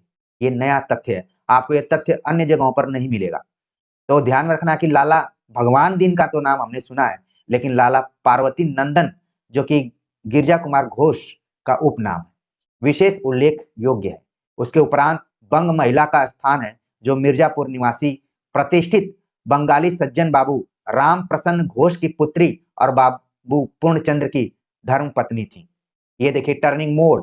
अब आप जब हिंदी कहानियां पढ़ेंगे शुरुआती दौर की, तो किशोरीलाल गोस्वामी का नाम आ गया, लेकिन यहाँ पर आप देख रहे हैं कि बंग महिला का उल्लेख आचार्य रामचंद्र शुक्ल ने किया है और इनका परिचय भी बहुत इंटरेस्टिंग ढंग से, रोचक ढंग से रामचंद्र शुक्ल प्रस्तुत किए जाए। क्योंकि आप देखेंगे कि रामचंद्र शुक्ल का भी संबंध अब रामचंद्र शुक्ल साहित्य में भी उतर चुके हैं। जब मैं आप सभी से चर्चा कर रहा हूँ, और ये प्रसंग चल रहा है तो रामचंद्र शुक्ल भी कहानी लिख चुके हैं। 11 वर्ष का समय मिर्जापुर में शुक्ल जी भी रहते थे और बंग महिला जिनका नाम है राजेंद्र बाला घोष, तो वो भी, ये दोनों एक दूसरे से परिचित हो चुके थे। इसलिए आप देखेंगे कि उस जमाने में जब महिलाएं साहित्य में कम लेखन कर रही थी और बंग महिला अगर लेखन कर रही थी तो एक लेखक को इससे बड़ी उपलब्धि क्या हो सकती है। तो यहाँ पर रामचंद्र शुक्ल ने उसका उल्लेख कर दिया है। इसकी देखिए पृष्ठभूमि बताई गई कि गिरिजा कुमार घोष जो कि लाला पार्वती नंदन नाम से इंडियन प्रेस के मैनेजर थे, वो कहानियां लिखा करते थे। उनके बाद बंग महिला का नाम इन्होंने उल्लेखित किया है, जो कि मिर्जापुर की प्रतिष्ठित बंगाली सज्जन, देखिए परिचय आप देखिए, बंगाली सज्जन बाबू राम प्रसन्न घोष, जैसा नाम है इनका वैसी इनकी सज्जनता भी आचार्य रामचंद्र शुक्ल को महसूस हुई है। उन्होंने राम प्रसन्न घोष की पुत्री बंग महिला और पूर्णचंद्र की पत्नी थी बंग महिला, तो ये संबंध भी आप ध्यान में रखिए, क्योंकि बदलते हुए पैटर्न में माता पिता पत्नी ये सबका नाम भी पूछ लिया जाता है, क्योंकि कट ऑफ तैयार करना है। ठीक है, आपको छांटने की कोशिश रहती है परीक्षा, ये नहीं है कि सबको नौकरी मिल जाएगी और उसमें से कौन कितने तथ्यों को दिमाग में रख सकता है। तो कहने का मतलब यही है कि आप ध्यान में रखिए कि बंग महिला के पिताजी का नाम था राम प्रसन्न और पति का नाम था पूर्णचंद्र। बंग महिला के बारे में आगे लिख रहे हैं कि उन्होंने बहुत सी कहानियों का बंगला से अनुवाद तो किया ही, हिंदी में कुछ मौलिक कहानियां भी लिखी, जिनमें से एक थी दुलाई वाली, जो कि यूजीसी नेट के सिलेबस में भी है, जो संवत 1964 की सरस्वती भाग 8 संख्या 5 में प्रकाशित हुई। अब दुलाई वाली को अगर आप ईस्वी में कन्वर्ट करेंगे तो ये कब आ सकती है, 1907 ईस्वी के आसपास में इसका प्रकाशन होता है सरस्वती पत्रिका में। ये भी सवाल पूछ लिया जाए कि दुलाई वाली कहानी का प्रकाशन किस पत्रिका में हुआ था, तुरंत आप बता देंगे कि सरस्वती पत्रिका के भाग 8 संख्या 5 में इसका प्रकाशन हुआ था और ये मौलिक कहानी के अंतर्गत मानी जाती है, जो कि बंग महिला द्वारा लिखी गई है। और बंग महिला का वास्तविक नाम क्या है, यहाँ पर आचार्य रामचंद्र शुक्ल उसका उल्लेख नहीं करते हैं, लेकिन अलग इतिहास ग्रंथों को पढ़ेंगे तो वहां पर आपको मिल जाएगा। और बंग महिला आचार्य रामचंद्र शुक्ल से परिचित रूप में थी। ठीक है, और ठीक वैसे ही जैसे आगे चलकर राजेंद्र यादव ने हंस पत्रिका का संपादन किया और संपादन करते हुए ढेर सारे महिला कहानीकारों को उन्होंने बनाया भी, उन्होंने बहुत सारी महिलाओं को आगे किया। तो यहाँ पर आप देख रहे हैं कि रामचंद्र शुक्ल ने भी बंग महिला को जगह दिया हुआ है, चाहते तो नहीं भी दे सकते थे, लेकिन ये मिर्जापुर काफी रोल यहाँ पर निभाया। मिर्जापुर नाम की एक सीरीज भी है, आप लोगों ने देखा भी होगा, लेकिन बस तथ्यों को याद करना है, इसलिए मैं आपको वक्रतापूर्ण तरीके से इधर उधर घुमा देता हूँ, ताकि आपका ध्यान अगर इधर उधर भटक जाए तो भी आप जुड़ जाए। अंत में जिस विवाद की तरफ मैं संकेत कर रहा था, वो विवाद आ गया कि आखिरकार हिंदी की पहली कहानी किसे माना जा सकता है। आचार्य रामचंद्र शुक्ल ने इसमें कई कहानियों का उल्लेख किया है। वे लिखते हैं, कहानियों का आरंभ कहाँ से मानना चाहिए यह देखने के लिए सरस्वती में प्रकाशित कुछ मौलिक कहानियों के नाम वर्ष क्रम से दिए जाते हैं। तो पहले हम देख लेते हैं कि इसमें कितनी कहानियों का उल्लेख किया है, क्योंकि यूजीसी नेट और तमाम प्रतियोगी परीक्षाओं में पूछा जाता है कि आचार्य रामचंद्र शुक्ल ने कुल कितनी कहानियों का उल्लेख किया हुआ है। तो यहाँ पर अगर क्रम के हिसाब से देखें तो कुल 6 कहानियां आपको दिखाई पड़ रही हैं। ठीक है, 6 कहानियां यहाँ पर हैं, आप लोग भी इसको गिन सकते हैं। इंदुमती, गुलबहार, प्लेग की चुड़ैल, 11 वर्ष का समय, पंडित और पंडितानी, दुलाई वाली। एक चीज आप ध्यान में रखेंगे कि एक टोकरी भर मिट्टी का उल्लेख यहाँ पर अभी रामचंद्र शुक्ल ने नहीं किया है। ठीक है ना, 6 कहानियों का उल्लेख इन्होंने किया हुआ है। इस चीज को बिल्कुल आप फैक्ट के रूप में ध्यान में रखिए, पूछा जा सकता है। सबसे पहले जिसका नाम उन्होंने उल्लिखित किया है वो है इंदुमती, किशोरीलाल गोस्वामी। संबत में भी आप ध्यान में रखिए, इंपॉर्टेंट है, बदलते हुए पैटर्न में सवाल पूछा जा सकता है, लेकिन आपको मालूम रहेगा कि संबत जो है उसमें से 57 घटा देते हैं तो ईस्वी में कन्वर्ट हो जाता है, तो आप आराम से अपने क्वेश्चन पेपर पे प्लस माइनस कर सकते हैं। ठीक है, तो इंदुमती किशोरीलाल गोस्वामी 1957, संबत 1957 यानी 1900 ईस्वी में। गुलबहार जो कि किशोरीलाल गोस्वामी की ही कहानी रही, संबत 1959 में यानी कि 1902 ईस्वी में। प्लेग की चुड़ैल मास्टर भगवान दास जो कि मिर्जापुर के थे, ये मिर्जापुर इफेक्ट आप देख रहे हैं प्रभाव कि भगवान दास वहीं के थे तो उनका एक जोड़ लिया गया, संबत 1959, मतलब कि 1902 ईस्वी में। 11 वर्ष का समय, आचार्य रामचंद्र शुक्ल ने खुद अपनी कहानी को चौथे नंबर पे रखा हुआ है। ठीक है, इस चीज को आप ध्यान में रखिए कि अब जब आलोचक के इतिहास ग्रंथ को हम पढ़ रहे हैं, वो खुद अपनी कहानी को पहली कहानी के दौर में घोषित किया है, तो थोड़ा सा होता है ना कि अगर आप जिस विश्वविद्यालय में पढ़ा रहे हो उसी विश्वविद्यालय के पाठ्यक्रम में अपनी किताब लगा दी हो, मार्कंडेय की कहानियों का सामाजिक चेतना के रूप, मार्कंडेय की कहानियों में अभिव्यक्त सामाजिक चेतना मेरी पुस्तक का नाम है। अगर मैं अपने विश्वविद्यालय में लगा दूं तो फिर अंतर क्या रह जाएगा? सवाल भी उठता है। लेकिन उस समय रामचंद्र शुक्ल एक बड़े लेखक साहित्यकार के तौर पर आ चुके थे, तो सवाल नहीं उठा, लोग उठाते भी हैं। 11 वर्ष का समय रामचंद्र शुक्ल, संवत 1960 यानी कि 1903 ईस्वी। पंडित और पंडितानी गिरिजादत्त वाजपेयी, संवत 1960 यानी कि 1903 ईस्वी में। दुलाई वाली जिसका उल्लेख हम कर रहे थे, बंग महिला, संवत 1964 यानी कि 1907 ईस्वी में। तो ये सभी छेवों कहानियां जो हैं, कहाँ से आरंभ किया जाए उसको लेकर यहाँ पर डिबेट हुआ है। ठीक है। और मुझे याद आता है कि एक पुस्तक है, हिंदी कहानी का पहला दशक। ठीक है। तो भगवान सिंह या कुछ ऐसे ही नाम करके लिखा गया है, मैं कमेंट बॉक्स में लगा दूंगा, हिंदी कहानी का पहला दशक। तो ये है हिंदी कहानी का पहला दशक। आप देख रहे हैं कि 1900 ईस्वी से लेकर 1907 ईस्वी की चर्चा की गई है, आगे भी की जाएगी। शुक्ल जी लिखते हैं, इनमें से यदि मार्मिकता की दृष्टि से भाव प्रधान कहानियों को चुने तो 3 मिलती हैं, इंदुमती, 11 वर्ष का समय और दुलाई वाली। अब मार्मिकता को क्यों लाया गया? क्योंकि शुक्ल जी ने छोटी कहानियां शीर्षक नाम से ऊपर बताया कि घटना प्रधान और मार्मिकता दो स्थूल भेद किए गए। लेकिन अगर मार्मिकता मार्मिकता से संबंध किसे है? सहृदयता से। जिसके अंदर सहृदय जो होगा उसी के अंदर मर्म होगा, मार्मिकता होगी। नहीं तो अगर मैं कटअप की वीडियो बनाऊंगा और सही सही चीज बता दूंगा तो कई विद्यार्थी लिख देते हैं कि लग रहा है कि दारू पी के पढ़ा रहे हैं, जो कि कभी संभव ही नहीं है। ऑफलाइन क्लास के बच्चे मुझे अच्छे से जानते हैं, जिनको मैं बीए एमए में पढ़ाता हूँ। मेरी कोई कोचिंग नहीं है, कोई ऐप नहीं, कोई कोर्स नहीं, कोई नोट्स नहीं। जो कुछ है वो आपके सामने यूट्यूब पर है। तो कहने से पहले, हालांकि इस तरीके से टूट पूंजिए, मैं क्या बोलूं, उनको विद्यार्थी के रूप में मैं नहीं कह सकता हूँ, आ जाते हैं तो किसका किसका मुंह हम पकड़े। लेकिन फिर से वही है कि नकारात्मक कमेंट्स की तरफ नहीं जाना। तो मार्मिकता बहुत महत्वपूर्ण है आचार्य रामचंद्र शुक्ल की आलोचना दृष्टि में भी, और कहानी का मूल्यांकन करते हुए कह रहे हैं कि हमने गिनाया तो 6 है, लेकिन देखा जाए तो उसमें मार्मिकता के दृष्टिकोण से केवल 3 ही कहानियां हैं। कौन कौन? इंदुमती, 11 वर्ष का समय और दुलाई वाली। आगे लिखते हैं कि यदि इंदुमती किसी बंगला कहानी की छाया नहीं है तो हिंदी की यही पहली मौलिक कहानी ठहरती है। हालांकि इसके पहले उन्होंने इंदुमती पर लिखा कि मौलिक जान पड़ती है, लेकिन आचार्य रामचंद्र शुक्ल की लेखनी में और उनकी आलोचना शैली में आप देख रहे हैं कि कब कैसे मोड़ देते हैं, पता ही नहीं चलता है।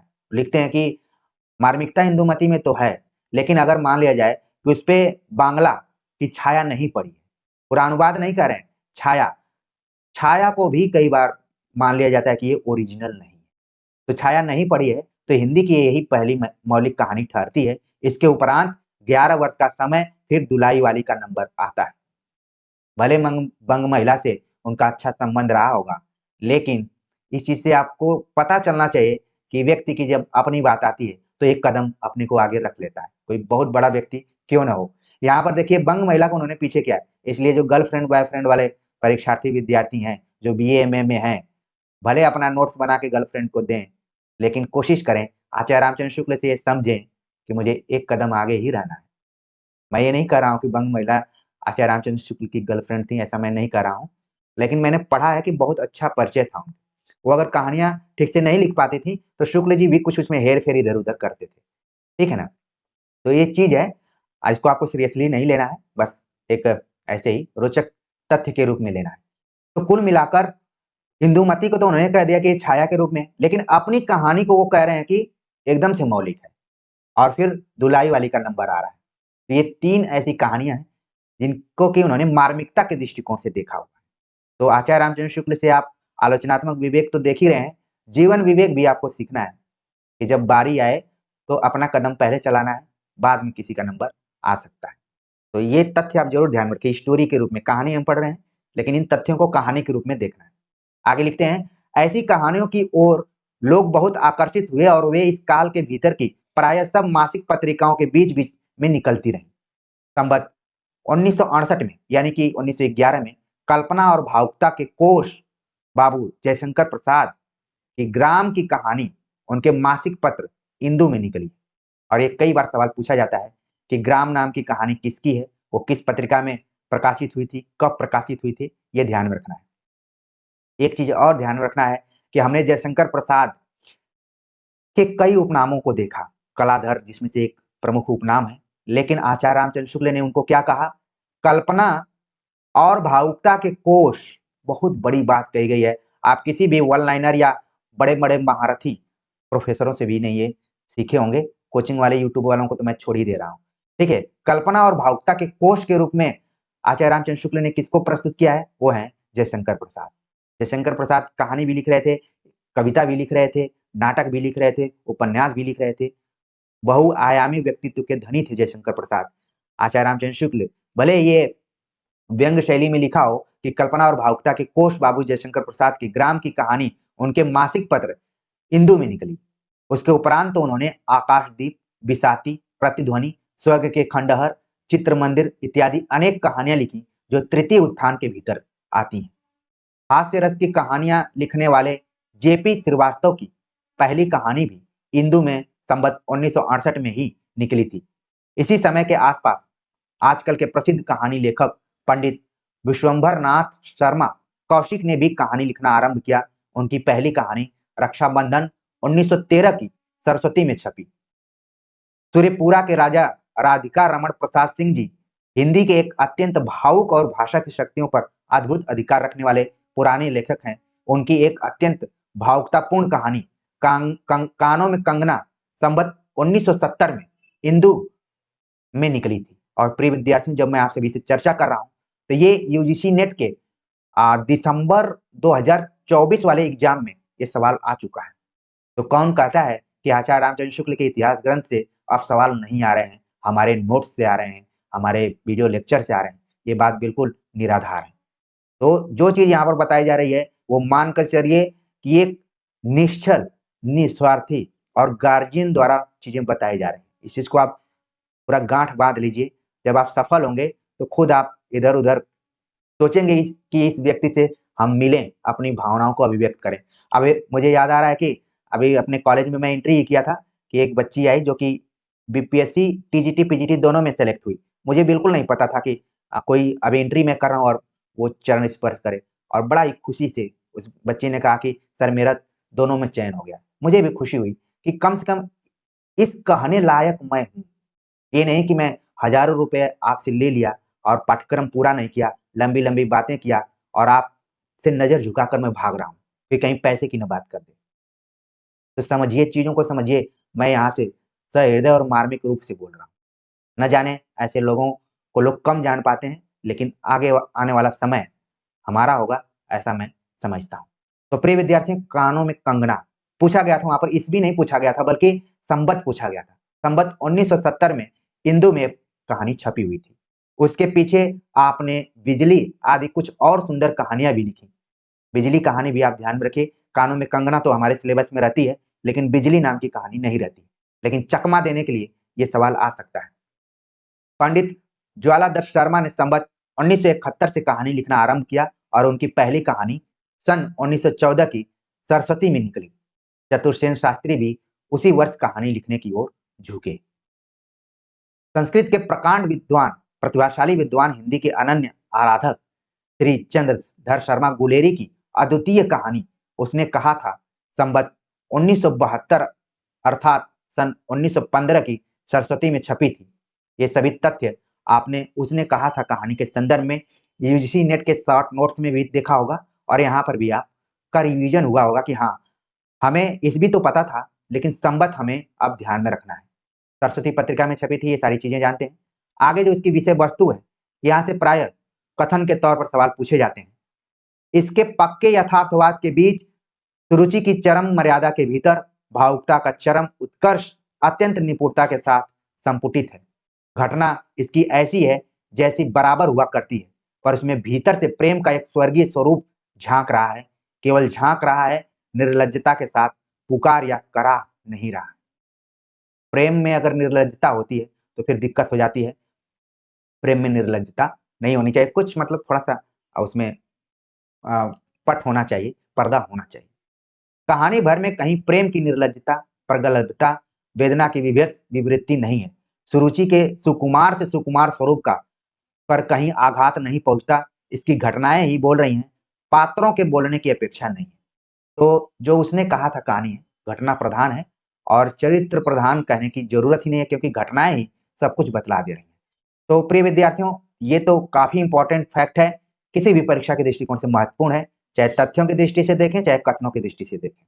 आगे लिखते हैं कि हिंदी के सर्वश्रेष्ठ उपन्यासकार प्रेमचंद की छोटी कहानियां भी संवत 1973 यानी कि 1916 से ही निकलने लगी थी, या फिर इसको हम कितना कर सकते हैं, ठीक 1915 हो रहा है, 1916 से ही निकलने लगी। इस प्रकार द्वितीय उत्थान काल के अंतिम भाग में ही आधुनिक कहानियों का आरंभ हम पाते हैं, जिनका पूर्ण विकास तृतीय उत्थान में हुआ। यानी कि आचार्य रामचंद्र शुक्ल आगे के बारे में भी बतला रहे हैं कि आपका रुझान बना रहे कि आगे की कहानियां कैसी लिखी गई, आगे के उपन्यास कैसे लिखे गए, ठीक है। तो उसके ऊपर भी हम चर्चा करेंगे। तो धीरे धीरे आप देख रहे हैं कि इस इतिहास ग्रंथ के प्रति आपका लगाव बढ़ता जा रहा होगा और पढ़ने में भी आपको आनंद आ रहा होगा। तो कहा जाता है कि चिंता से हर एक चीज की शुरुआत होती है, लेकिन अंत अगर आनंद से हो तो उससे बड़ी चीज कोई नहीं हो सकती है। तो प्रिय विद्यार्थियों, आप सभी के कमेंट्स का मुझे इंतजार रहेगा। मिलते हैं एक नए टॉपिक के साथ, तब तक के लिए नमस्कार।